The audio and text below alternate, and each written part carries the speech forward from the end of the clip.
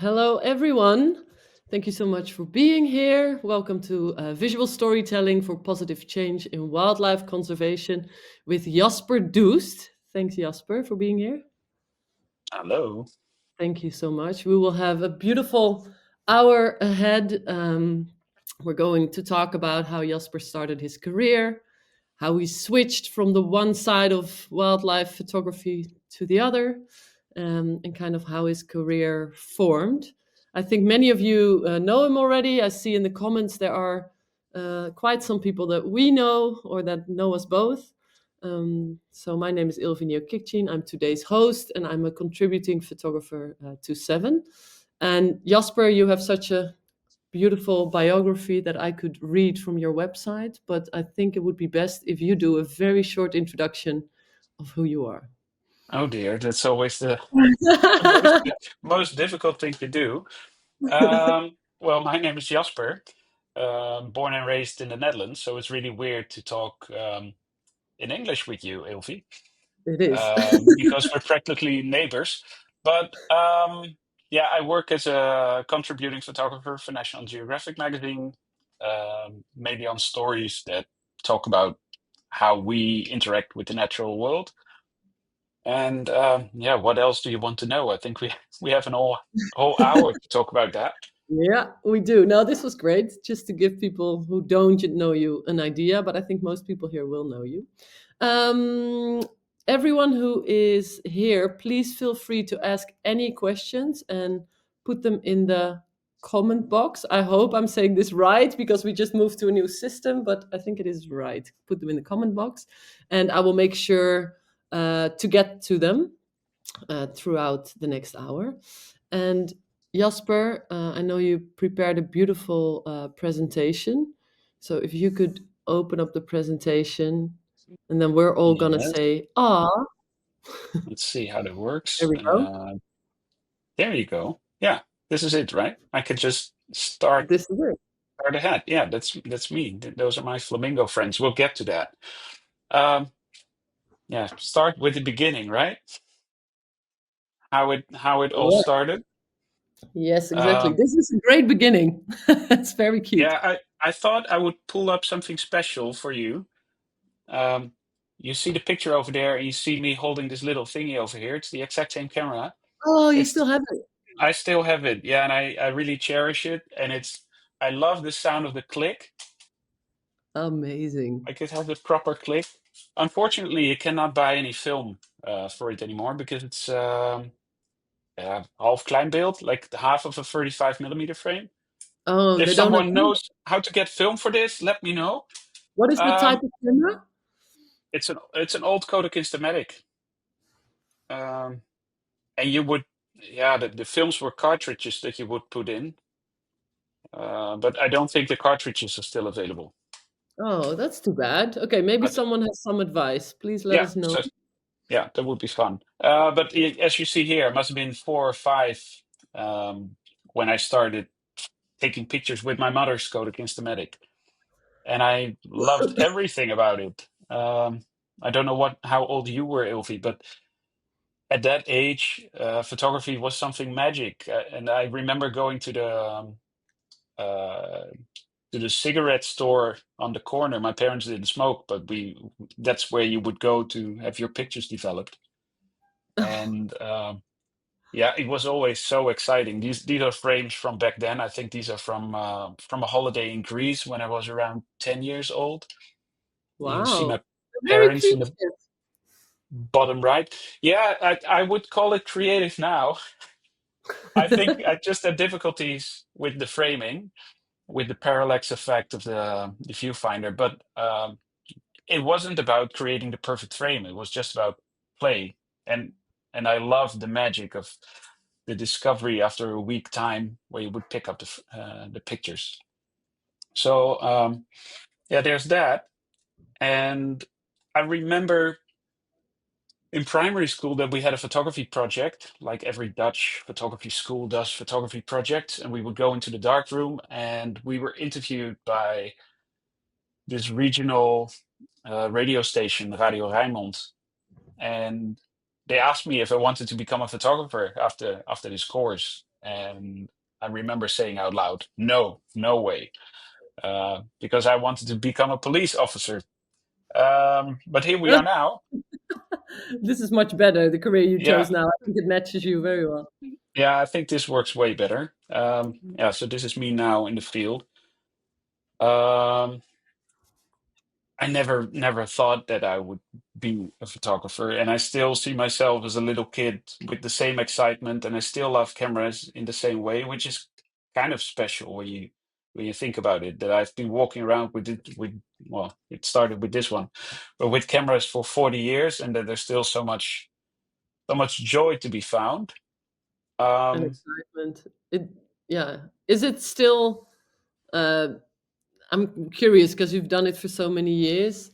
You now have a very certain style. Do you try to uh find new ways sometimes, or are you just to oh keep yeah, yourself no, I love to play. I don't think I allow myself to play as much during assignment work as when I'm just on my own and there's no assignment attached. Recently, I started playing more with prints, and I've been making those platinum palladium prints like they would do in the 1800s. wow, cool. I just I just love everything about it, whether it's like more artistic or more journalistic. I love walking both roads. Yeah, they're quite magical. It's magical to keep kind of reinventing yourself once in a while.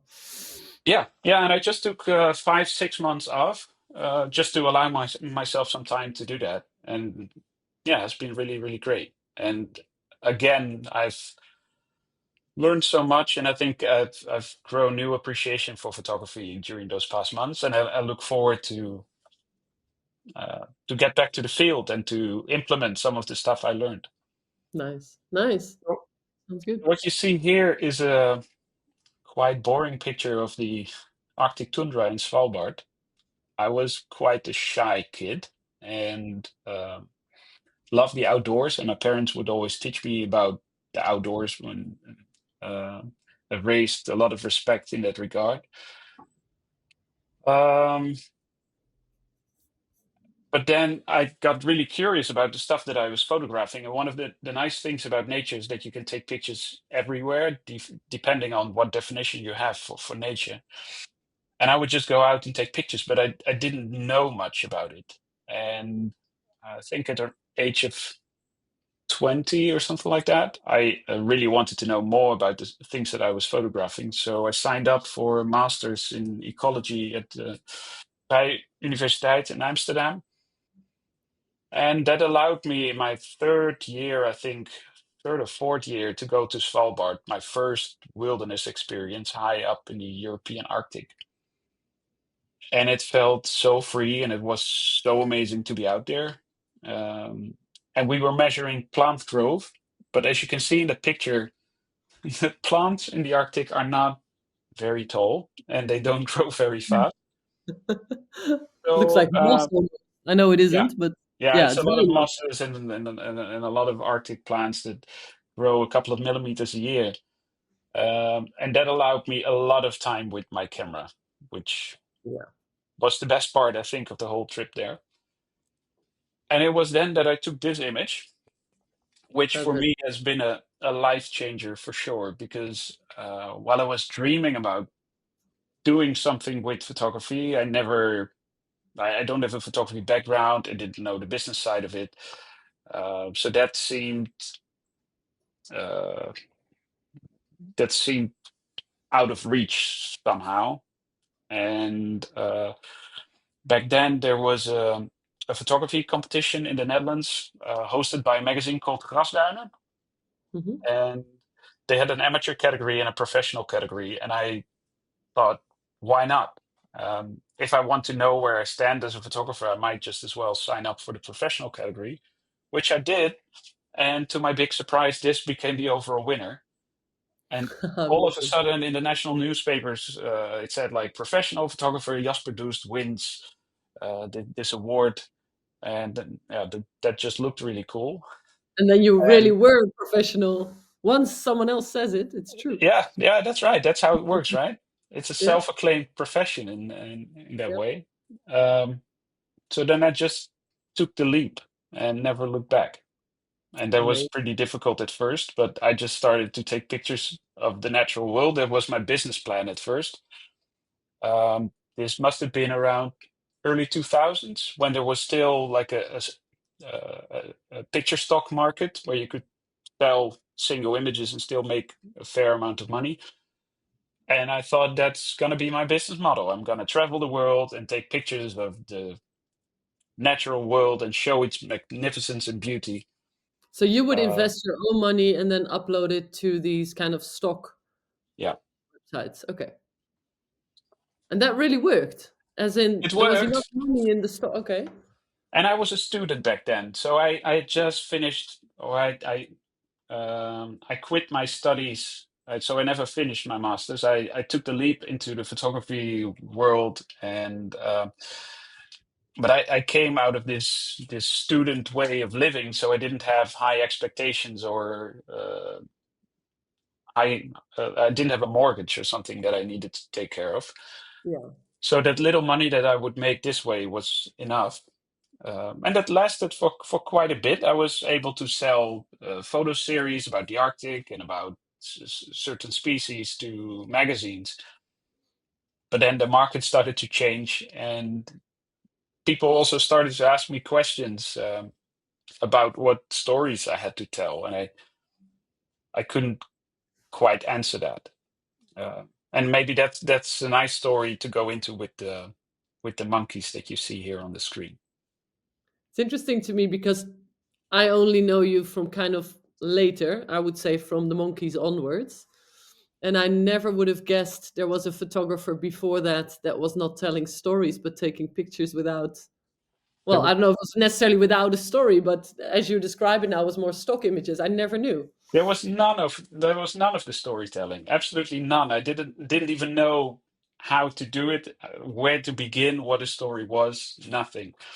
Um, and it feels like a different person to me now because now it comes so natural. But yeah, that part of me also existed. Also, yeah, yeah, was there. So I mainly pointed my camera at things that I loved, that I thought that were beautiful, and I lived for the experience. I love the Yeah, I you know it. have the You're same gonna comment hairdo. about my hair, right? It's so similar to your neighbor. Yeah, that's why I Wow, still love that picture. that's amazing. Um, so I lived for the experience. I felt very lucky that I could go to all these amazing places and take pictures, but there were no stories, not at all. And I would just allow myself to fall in love with them because was so close. This is like a population of 300 animals, and this has become a touristic hotspot. But back then, especially when I visited for the first time in the early 2000s, there would be hardly any people, and yeah, there was just a mesmerizing experience to be accepted by other species just for who you are. And I started to recognize the individual beings in the population and to see their personal traits and their individual characters. And because of that, the images became more intimate.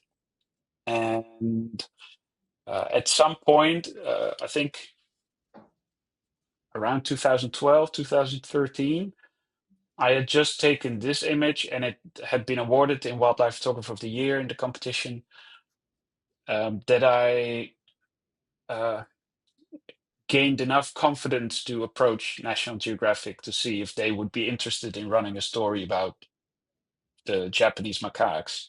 Because I thought I have a cool portfolio now.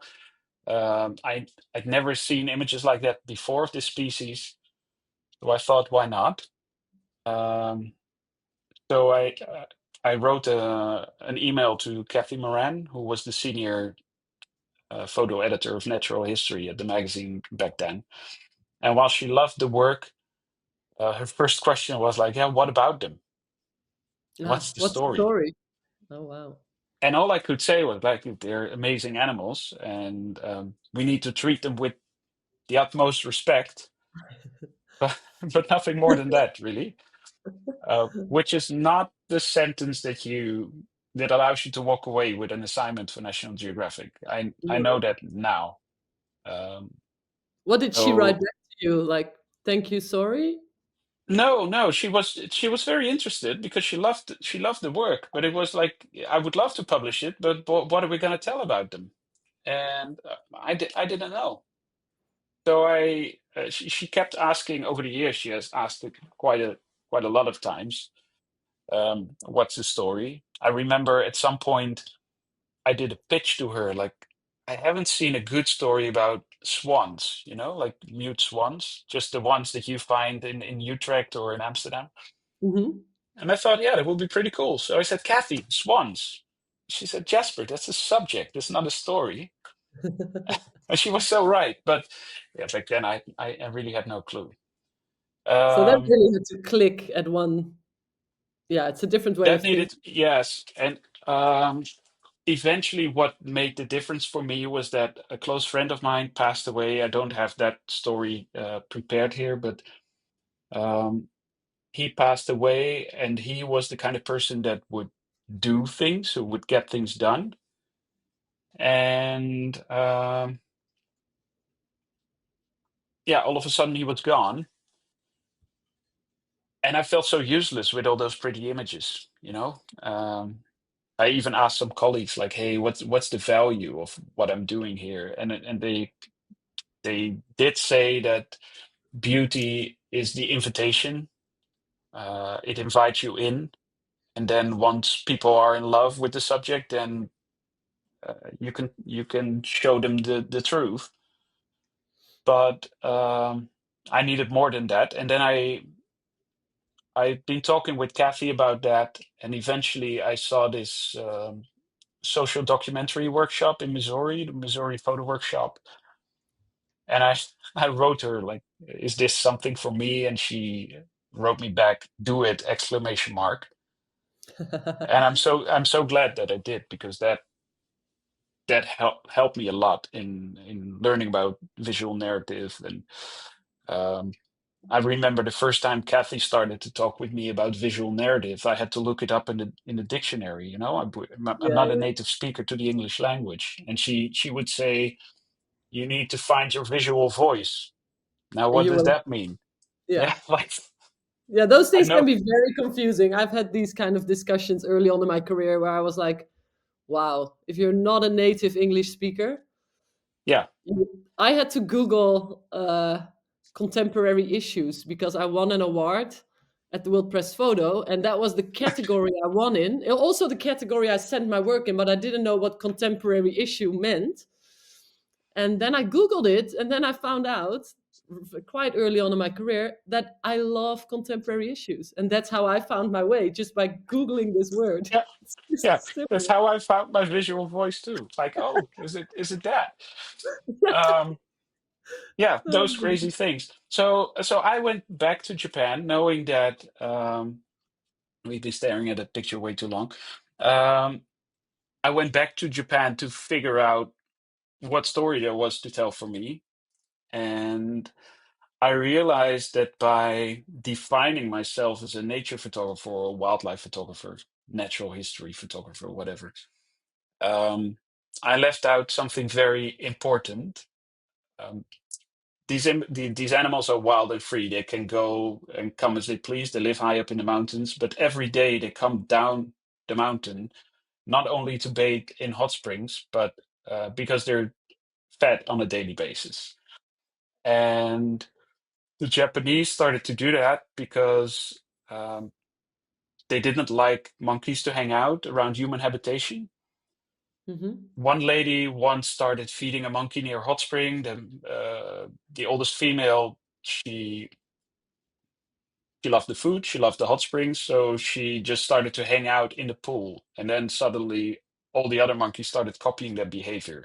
And as Wow. Okay. Japan loves hot springs, and many people in that area have private hot springs at their property, the monkeys would also start hanging out there, and that created conflict in the area. And a way to avoid that was to start feeding the monkeys. But then someone has to pay for food. So they created this monkey park where they would sell tickets, and from the income that they would have through this, they would buy the food to avoid conflict, which seemed like a good idea. But then, as I stood there in that monkey park looking at all of this, I started thinking, what are the consequences of this daily feeding routine that Mm. must have an impact on a population scale? And I did some research and I found out that in 3 or 4 decades, the monkey population increased a tenfold. And that now the monkeys who were once regarded as sacred in the country were becoming a pest because now you have too many monkeys in one area. They start leaving the area, Hmm. especially the subdominant males. They start leaving the group, and uh, they would end up on the farmland just around the area. So all of a sudden, you have hundreds of monkeys. You see how close the forest is to the agricultural land. And all of a sudden, you find thousands of monkeys entering the beating heart of Japan's agriculture. And Yeah. then the real conflict started. And that's when I realized, like, oh, maybe the story is not at the hot springs, but maybe there's something here to discover, um, where you see the monkeys meeting an aging population. Like Japan has a big aging issue. And yeah, the farmers weren't really prepared for that. And this is the lovely Tazuo Uchiyama on her family farm in the Nagano prefecture. And she had been living on that farm for almost 60 years by the time that I met her. And Hmm. she told me that she never had any problems with monkeys until 15 years before this picture was taken. And then slowly the monkeys started coming from the mountains. And now she had to defend her farm with a semi automatic air gun. Wow. She doesn't want to shoot with real bullets because still the monkeys are sacred in the country. But That's yeah, something, yeah, you have obviously. to do something. But in the meantime, the monkeys have learned that those air guns can't do them any harm, and they leave Uchiyama-san and many other farmers in despair. So it's a big issue that is still not solved, and the government is trying to solve it by trying to capture the animals, but they're really smart. And we also have to realize that um, they're only making use of a situation that we have created for them. Hmm. And that's something that the people are also very aware of. So that the local communities do not really want to kill the monkeys, but yet the government needs to come up with a solution. And that those issues are very difficult. And It's always the when humans, the always the interfering. humans, yeah, and that's how humans all of a sudden started coming into play. So I had been photographing animals all this time, and then I found myself in the beating heart of Japan's monkey entertainment industry.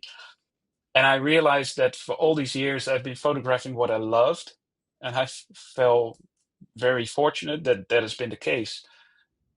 But here I found myself photographing what I hated, and that Mhm. was something I really needed to learn. So I was still balancing like this kind of stuff with trips to south of Spain, where I would photograph flamingos, or to Svalbard, where I would um, go to the icy environment that I fell in love with back during my studies.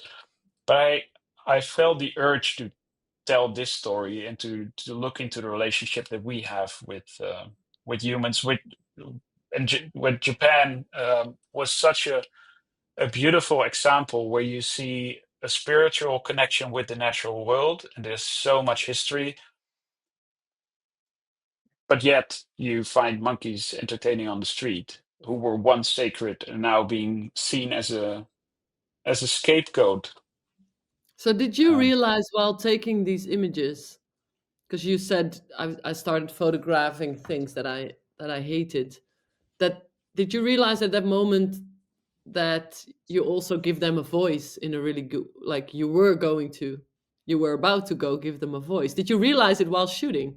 Or did you No, just think, I'm gonna, okay, you were just taking pictures? I was taking pictures. I was trying to tell a story. I was not so much aware of the impact that the stories could I have. see.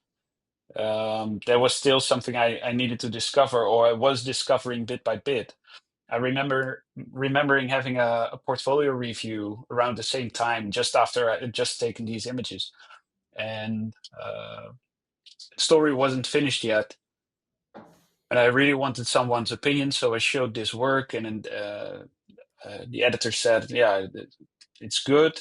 You need to improve here and there." And then, as a second portfolio, I started showing pictures of my family, and eventually he said, "Now you need to go back to the monkeys and do the exact same thing Ah, interesting.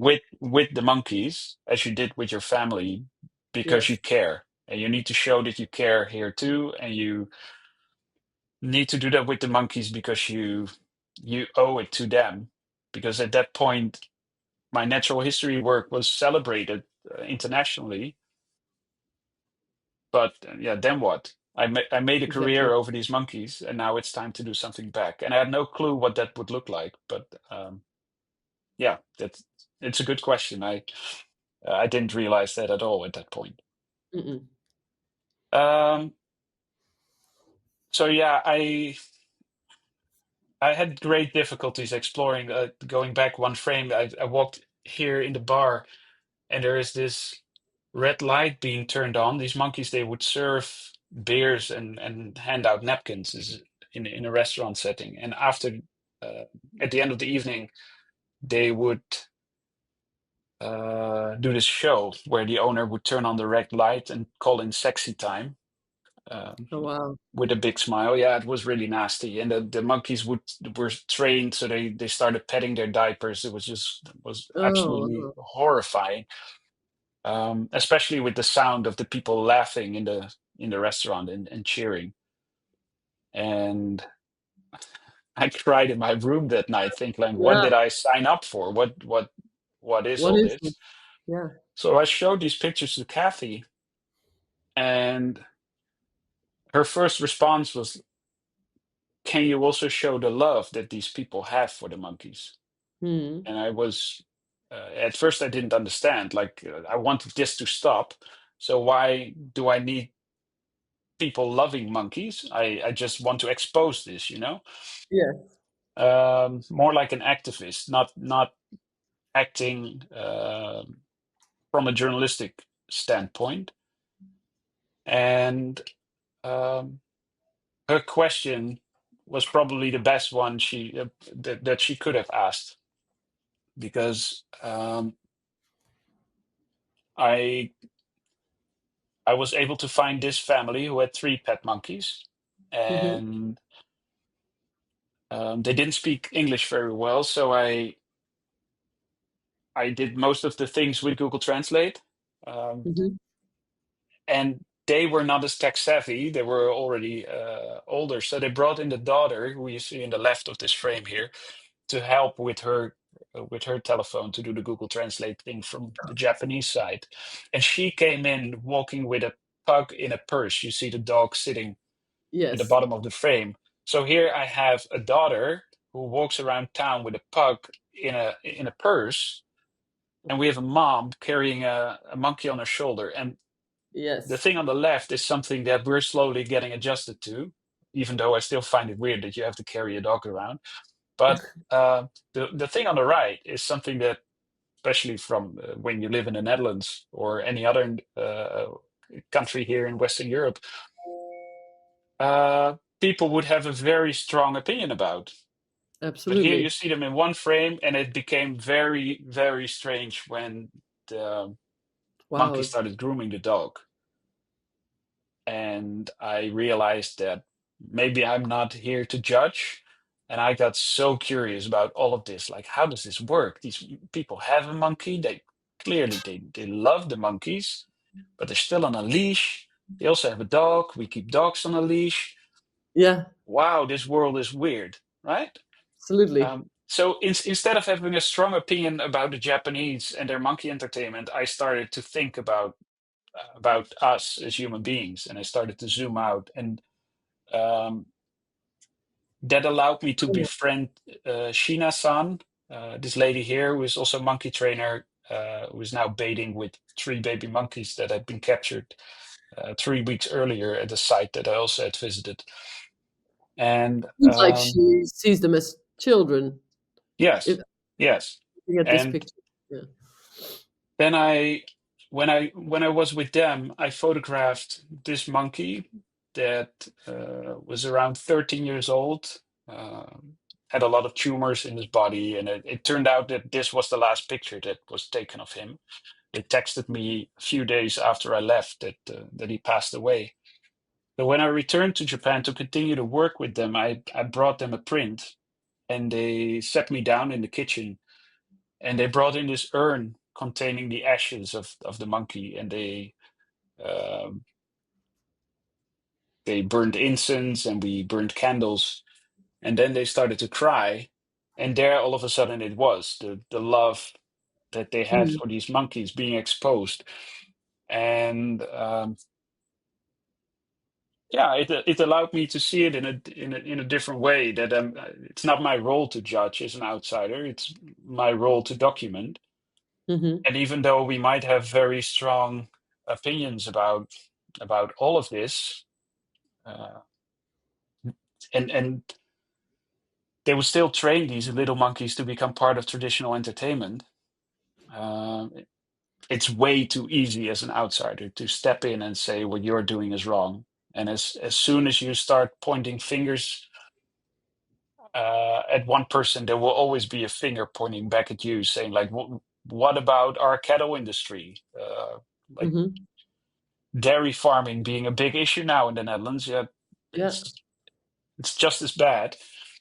I think So in general, as a photographer, what I've learned, and I can hear you've learned exactly the same thing in the similar years, is that it's very difficult to photograph stories when you don't have an open mind about it.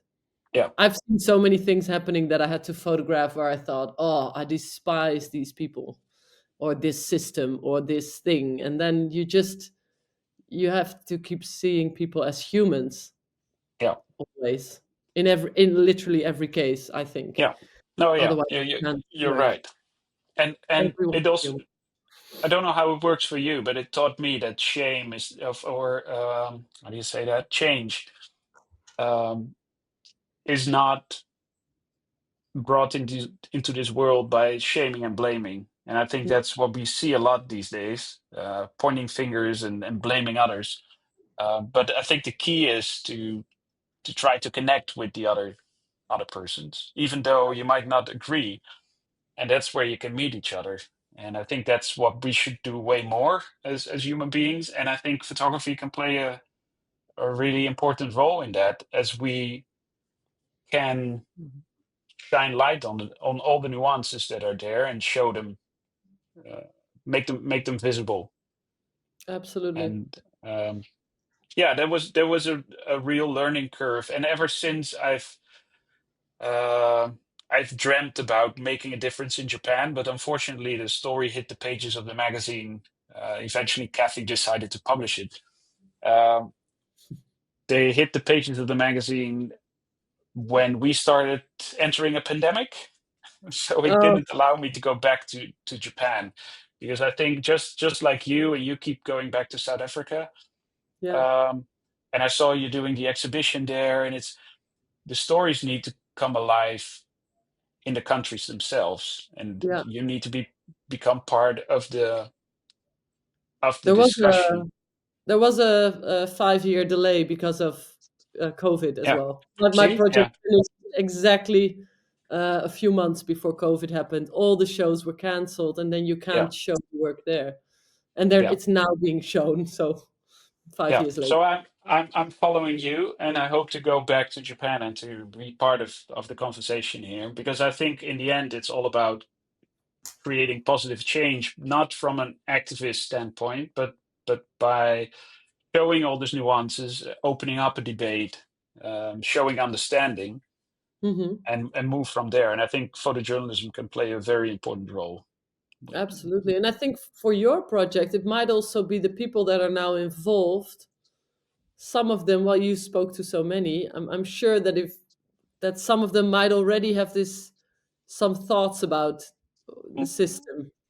When I won World Press with this series Uh-huh. a couple of years ago, I got a text message from the monkey trainers with monkeys holding signs like "Congratulations, Jasper." So there's Oh, still a a long long way way to to go. go. Yeah, You have to go back then for sure. yeah. And ever since I've looked at that um intersection where culture and nature meet. And I love doing that and expanding the portfolio and learning what it means to be human. Hmm. Even when you look at something like this, which was a study in Leiden for a story um, about animal language, where we Hmm. looked at song development. The bird on the left is a robotic bird Oh, that was built to learn about song development in these zebra finches. And it's fascinating. And this was some of my early work, um, where I love the symbolism in things like the monkeys were sacred in Japan. Here we look at a white stork that has a special meaning in Western European culture, where it's being believed or being seen as um, the symbol of new life. The whole hmm. maternity industry moves around storks. And it's being believed that in the old days that the storks would come in flying with the cloth with the baby inside, and they would bring the babies to the expectant parents. And here you see the symbol of new life all of a sudden foraging on the excretions of human life. And I love these contrasts because they make people think, and then you're able to tell a story in a single frame, which I really enjoy. But then we talked about humans and discovering what it means to be human, and then the human side comes into play, and all these wonderful people that try to make a difference for other species every single day. And I think if um, I would love to initiate big global change, but if there's one reason why I do what I do, it's because of these people, to Hmm. give them a voice. And of course also the animals who can't speak a human language, they need to be heard too. But it's through the work of conservationists and people who care deeply that we can provide help. And they do such amazing work. This guy is making like these little carts for dogs that have lost their legs, so to make them walk again. And it's his full-time living, and he's in his 20s, and he just decided that this was his life's purpose. Wow. Just amazing. A guy in the south of Turkey who just decides to dedicate himself to helping People can others. do such amazing things. Yeah. Sometimes we kind of forget that, especially when you read the news every day. It's difficult to Yeah. remember, but it's true. I try to stay, I don't know how you deal with it these days, but I try to stay away from the news as much as I can. But I do scroll every day through the Dutch news app, just Yeah. briefly, Yeah, I do the same. I do the because same. these And kind I of stories are never exposed in in mainstream news, which is a no, shame. it's not news. That's the issue. Yeah. Yeah, But it but it's should be news. more. It's newsworthy Yeah, for I sure. agree. But you wanted to talk about positive stuff and change, right? Solutions. Solutions. Well, then Your there's book. one story I will have to share. Um, you saw the flamingos when I started with the opening frame, and I told you that I would come back to that. Um, yeah, I would like to take you to the island of Curacao in the Caribbean, just above the coast of Venezuela. And I had just arrived there, I think 9 years ago. Yeah, must be 9 years ago, 2016.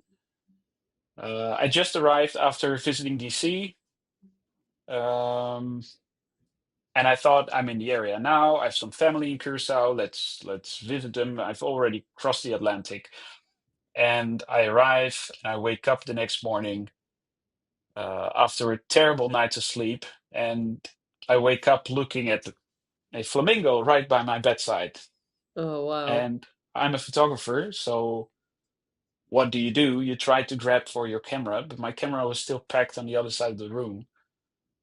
And I remember thinking that no one would ever believe what I saw that in that moment. And yeah, this flamingo, he had made a terrible mistake as he flew into the Hilton Hotel on the island, crashed against the window, and he ended up next to the swimming pool with a concussion. Wow, it's amazing that he But survived, actually. yeah, yeah, yeah, we're lucky that he survived because he's been Yeah. in our lives for quite a while now. Spoiler alert. Because he was lucky enough that he found my cousin Odette, who is a veterinarian on the island. She started veterinarian practices in Utrecht and then moved back to the island to give something back to the place where she was born and raised. And she's an amazing vet who specializes in birds. So he got extremely lucky to end up at the right place. But when she tried to rehabilitate him, it was an X-ray of his left foot. She found out that he started to develop arthritis. You can see that the joint is a little bit cloudy. It's all grown together. Normally, there should be spacing between the bone tissue, and therefore he would not be able to release. Um, she would not be able to release him back to the wild. So normally she has quite some tricks up her sleeve to rehabilitate animals and bring them back, like she did here with this flamingo, which is not the same bird. But he came in from a neighboring island with terrible damage, the webbing between the toes. And she made these cool slippers, treated the bird, and after a couple of weeks, he could be released back to the wild. And actually, I met him a couple of years later. Um, And it was he's nice to fine. see that. Yeah, he's fine. It was nice to see that he's doing so well. But with this one, or with the bird that you just saw that crashed against the window, she had to make a very difficult decision and choose between life and death, like many veterinarians often have to do once you realize that you can't really help the animal. So, what do you do? Do you release it back to the wild knowing that it won't survive? Do you euthanize it, or do you take it in? And as I already said, that he's still with us, she decided to take him in, and she made him part of her family, Oh, one that she shares now with 70 plus other animals, including 10 dogs, 10 cats, and many other exotic birds. wow. In our house, right? This is In our her kitchen. This house, is from her this is her workplace. kitchen. Yes. So there's a Wow. story. That And is a story. also this story I didn't see at first. I texted it to a friend of mine. I was taking pictures of my cousin since it was a family visit, and I had seen the flamingo. So of course you take some pictures of the flamingo. But I never realized that this would be such a muse and that it would actually be the biggest story that I think I've done that still Mhm. continues to this very date. Um, so I just I started to even follow think them around the house. wherever I see flamingos, which is everywhere, I always think, oh, I should send this to Jasper. And I'm sure everyone does that. Yeah, I get a lot of pictures of that flamingo at I think it's Miami Airport. Yeah. And the huge flamingo that is looking down. Yeah, I get that quite a lot. But Yeah. I always appreciate it because it's nice that people think of this flamingo that in the meantime we had named Bob. Bob. Oh. So I just started to follow him around the house, and that was the coolest thing because you get to see like an animal that is so colorful and vivid and alive, and you get to see him in a context that's just off. And that were the best ingredients for bringing humor into the frames, and then also still allowing a conservation message to get through. So here you see Bob walking through the neighborhood. I've also learned that everything works with pink and orange. I don't I don't know how your parents were, but I learned that some colors are, yeah, how do you Shouldn't say that match. in English? They shouldn't match. No, you shouldn't do certain combinations. Uh-huh. And pink and red, for instance, or whatever Yeah. combination with pink, it was always difficult. Well, pink matches with everything. And it was so much fun to play with. And then Oh yeah, as I wow. started following them, and she is like this amazing woman who was leading 7 different lives in one, being an athlete, national shot put champion in her age category, doing a PhD on bat research, director of the board of the National Conservation Organization, a single mom, uh, party animal, you name it, it's her. And How being long a, did you play this first time? Because you have a how lot. Is long? this all from this one time you were there? No, What I we think this is know? from 4 times. So I started to come back. I think this is from the second or third visit, Okay, okay. but I just kept coming back because every time I would visit, there would be something new, and that's the nice thing that you. A lot of people think this work is staged or set up, um, but it's not. And the I think if you start setting up work like this, you can only go as far as your own imagination. And Hmm. I do have a wildly vivid imagination, but I would never be able to come up with some of the frames that I've captured over the years. And I think the key is to create pictures that go beyond imagination. And the way to do that is to just be present. And especially when you're in a surrounding or in a situation where your surroundings are so lively, Hmm. with a personality that's so bubbly and so busy with all these different activities. It's a constant wave of inspiration and visuals coming at you. And does I mean, Bob recognize? Oh, look at this. Does Bob recognize you? I get that question a lot. I would say he does, but I'm not sure. I often turn the question around and ask why wouldn't he? Yeah. And then yeah, I think that says it all, right? We assume because animals don't speak our language that they are something less, but yeah, I don't believe that. But I can't look in his head. I don't know if he likes to ride the car. He has a special seat now, and he has a little bag, and he rides shotgun. Um, Obviously. I don't. It looks really cool, and it looks like he's having a good time. He's always looking outside the window. But yeah, I don't know if he's happy or if he likes it. But he serves a bigger purpose, and he's probably not aware of that. I don't know. But Odette brings him to the local schools, and she teaches nature education and conservation education to the kids. And when he walks into the classroom, it's still one of these moments that stay with you every time again. It's yeah, it's This is special seeing beautiful those stuff. kids light up, and by talking about Bob instead of about flamingos in general. So it's not a flamingo education session, but she talks about the individual that's right there in front of them. Mm.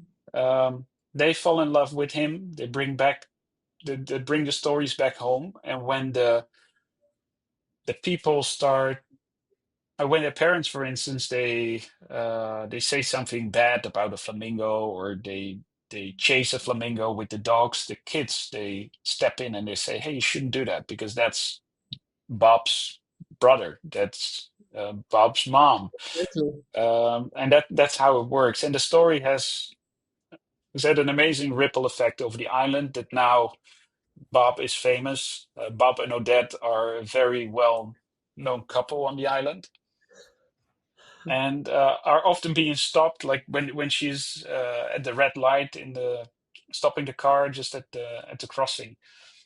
People look through the window, see a flamingo, and they open the windows like, "Oh, is that Bob?"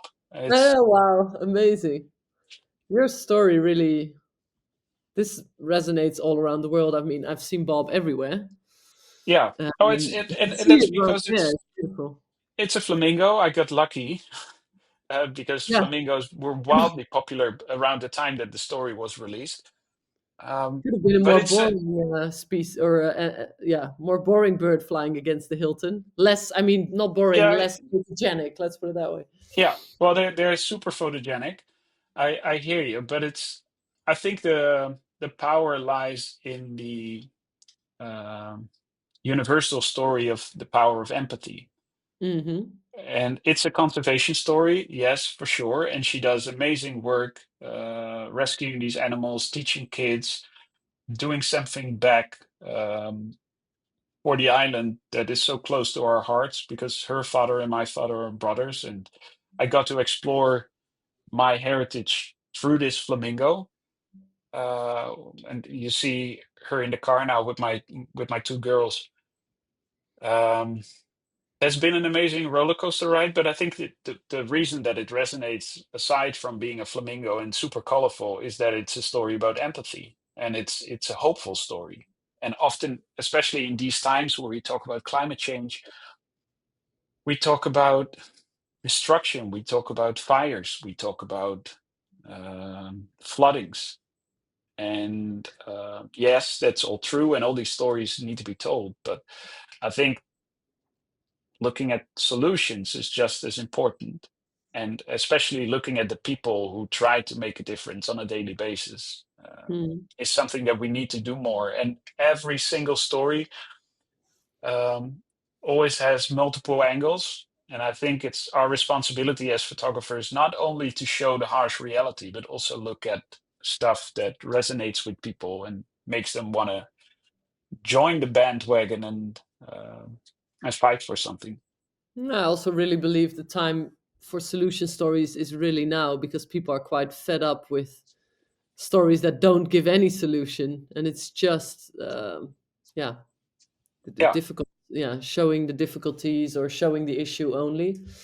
um, And then the visual side here, of course, as we said earlier, like pretty pictures, what's the role of that? It's the invitation to a deeper understanding because when you see a spread with a flamingo in front of a vending machine, um, it stops you and you want to see the caption and then you start reading the article. And oh, here you see Bob being famous in the television studio.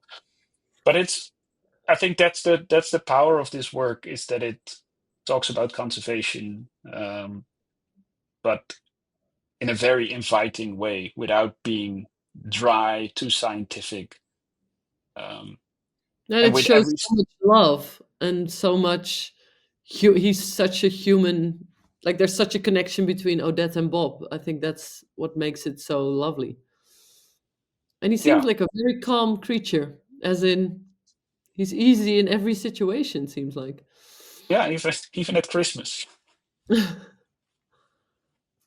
Oh yeah, and so I got super lucky with World Press recognizing this as a story of empathy, and they still do. It even ran again during the most recent exhibition last year as an example of positive stories.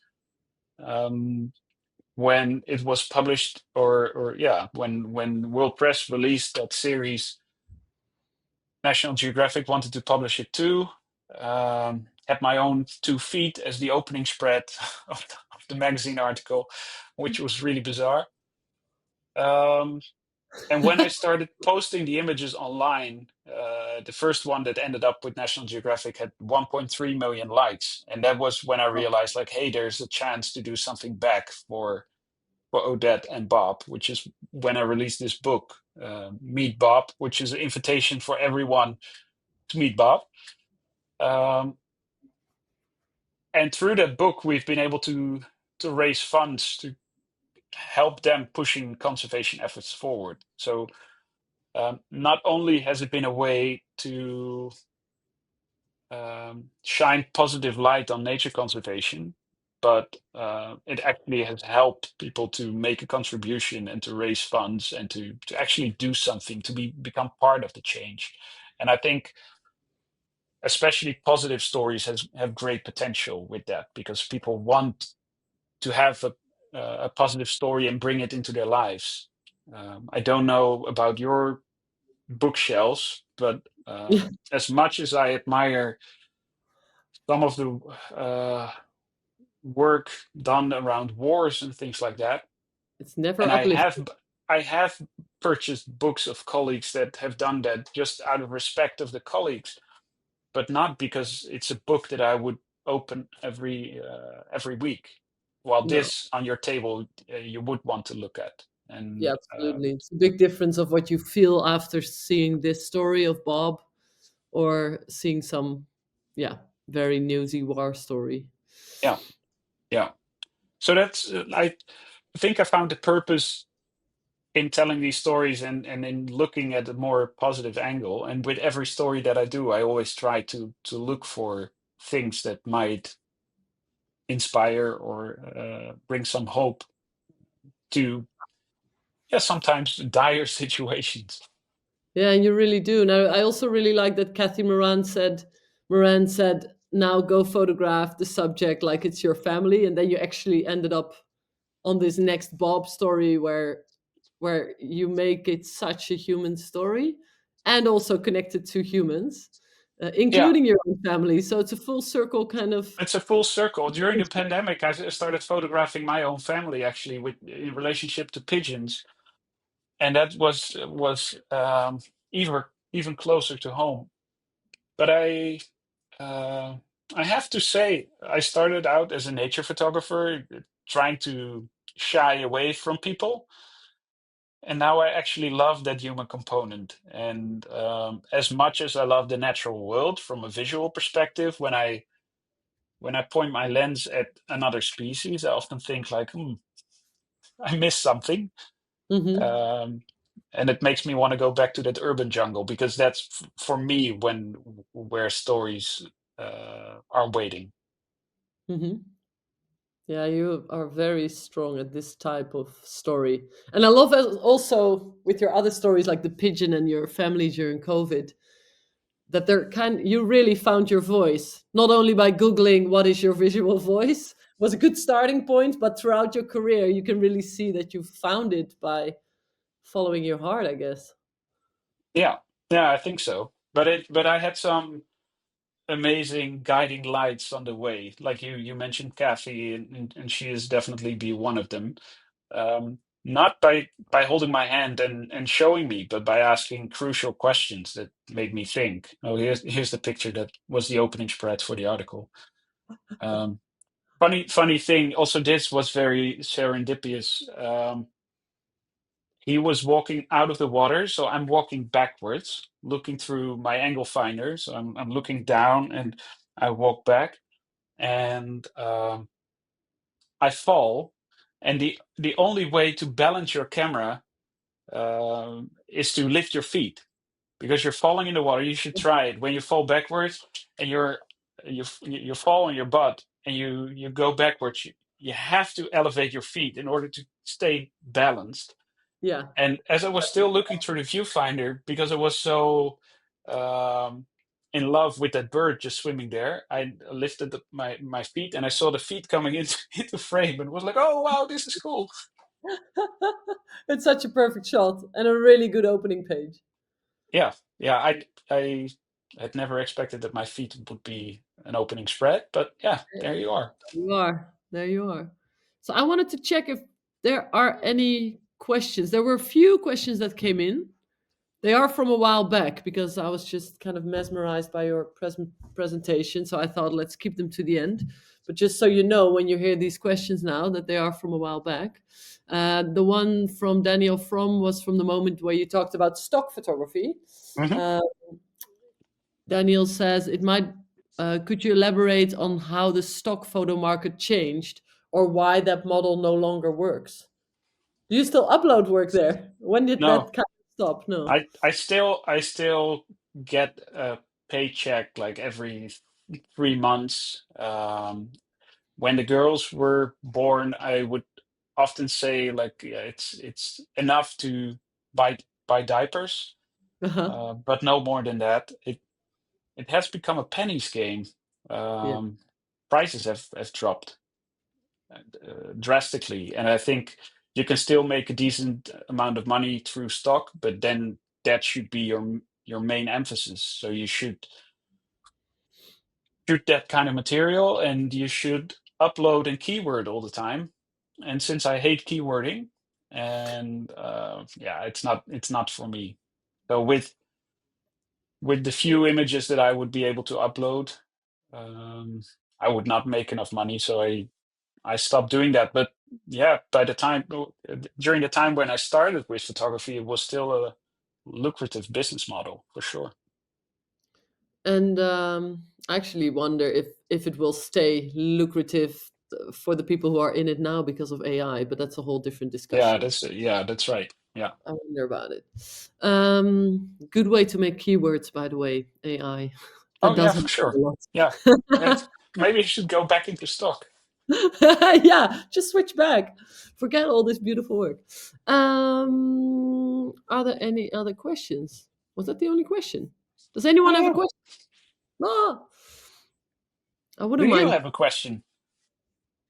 Yeah, I've asked a few already. Let me think. Do I have a last question? Oh, shall we switch back to seeing us? Was this your last slide? No, I can do another one. Oh, do another Yes, one. We'll keep do it on another this. one. Let's see. Oh, How do I do Ron that? has a question. Ah, there's one. Yeah, I Oh, see a question coming in. How do you fund your travel and photography projects?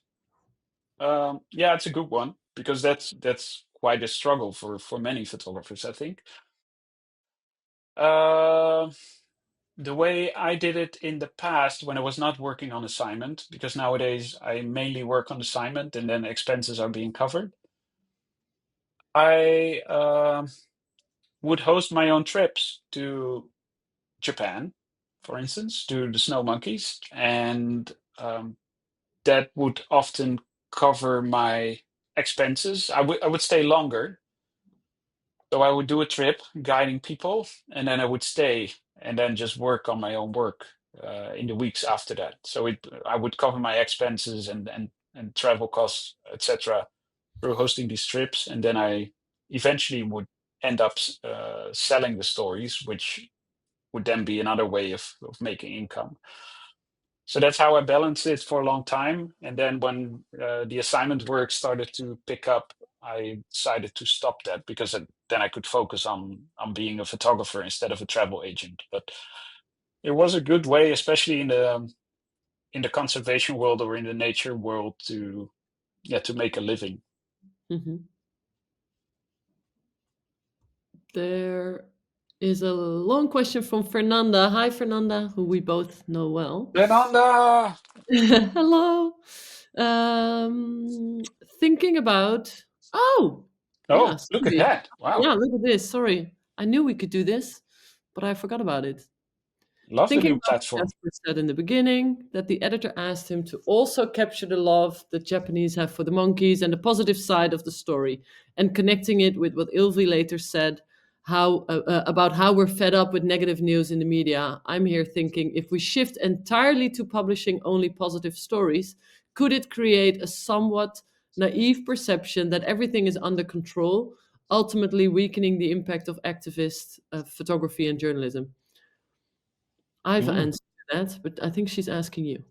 But let's I you would be start curious and for your answer, but I I'm not saying that it only should be positive. That's the first thing that comes to mind.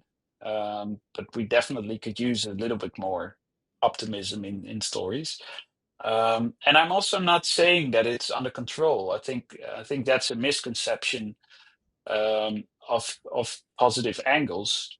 So what I often do is I tell a bigger story about climate change, and then I bring in positive angles on people that are making a difference.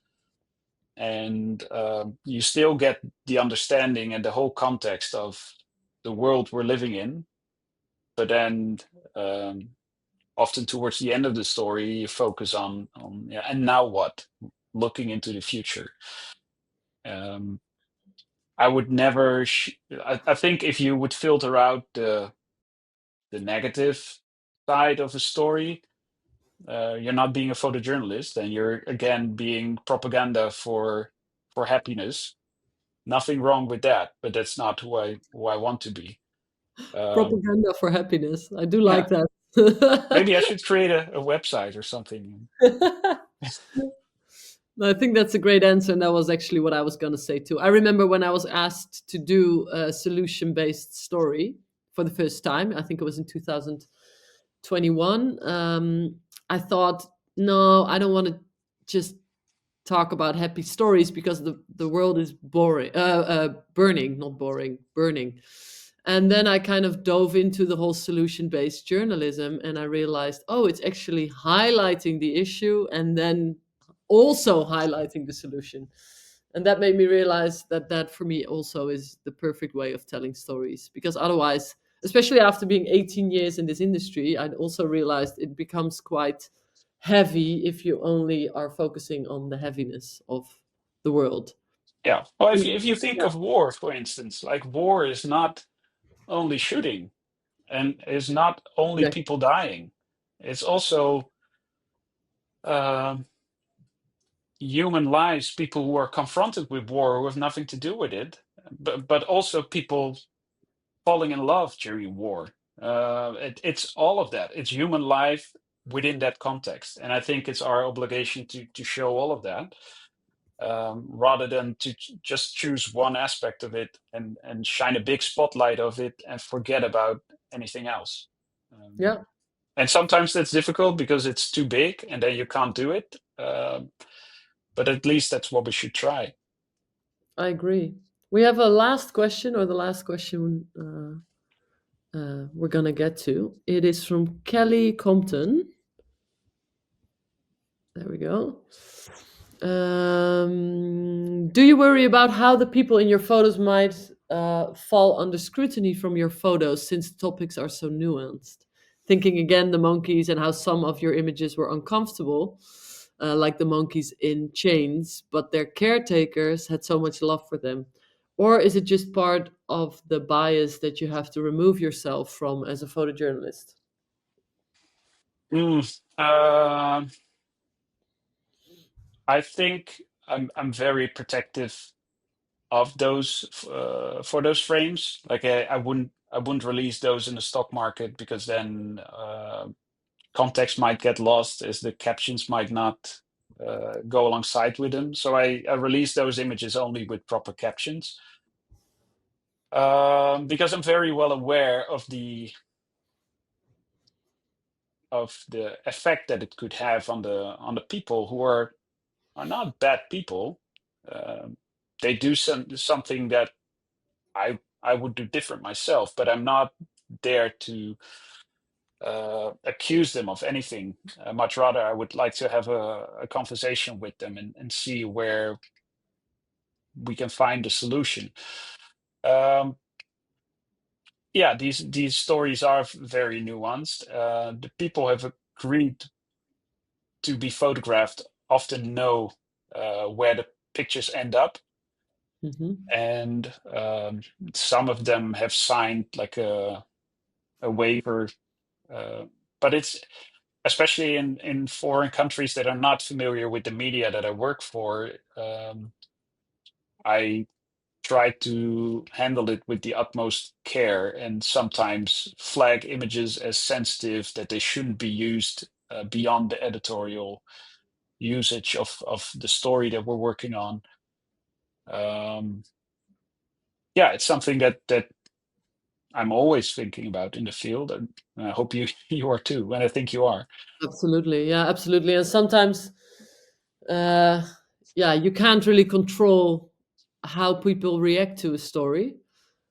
You can in the ways that you just described, but then it's the viewer or some people who might comment on the story. They can just go in really strange directions. So I really also started telling my protagonist that this might happen. I always tell them in advance, Mm. especially Yeah. when I work for New York Times. It's a huge audience. You will get a lot of responses. Just know that about half of them will be negative, some of them will be very negative, and then there will be half of them will be positive. So, because I want people to really understand what they are getting themselves into. Yeah. And I think that's our responsibility as photojournalists, that not just going in to document, go out and give it to the consumers, but Yeah, we carry that responsibility with us every day. absolutely, absolutely. Um, And I Thank you, remember in the Kelly, beginning of for my the question. in the beginning of my career, I was always like, oh, I was a bit afraid to be so open about it to some protagonist. If I was portraying a story that was, for instance, about the extreme right wing, I of course knew there would be a lot of backlash, but I was like, oh, we'll see how it goes. And then it was very negative, and I was afraid they would be angry at me. So yeah, after having some experience with that, I always tell people exactly what they're signing up for. I think it's the most important thing we can do to Yeah, protect the people we work with. agreed. Yeah. Well, thanks. That was a good question, Kelly. Thanks everyone for the lovely questions, and thank you, Jasper, for this beautiful, beautiful presentation. I Oh, thank really you. enjoyed seeing your whole career passed by. I never knew about the stock photography. That was very interesting to see your start and how you found your visual voice. And I'm very happy you found it, because it's always such a blessing to look at your work. It's just very inspiring. In the Netherlands, almost every photographer I know, yeah, of course, wants to be Jasper Doest. Everyone knows you. Everyone celebrates your work. I think it's a worldwide thing, but in the Netherlands, you are quite a rock star. So thanks for sharing that with all of us. And thanks everyone for joining in. And I hope to see you soon on the next one. Thank you. Bye, Thank you. everyone. Bye.